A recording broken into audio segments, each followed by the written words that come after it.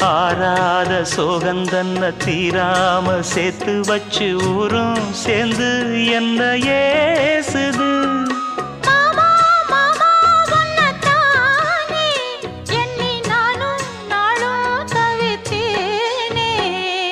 கூண்டுக்குள்ள என்ன வச்சு கூடி நின்ன ஊற விட்டு கூண்டுக்குள்ள போனதென்ன கோலக்கிளியே.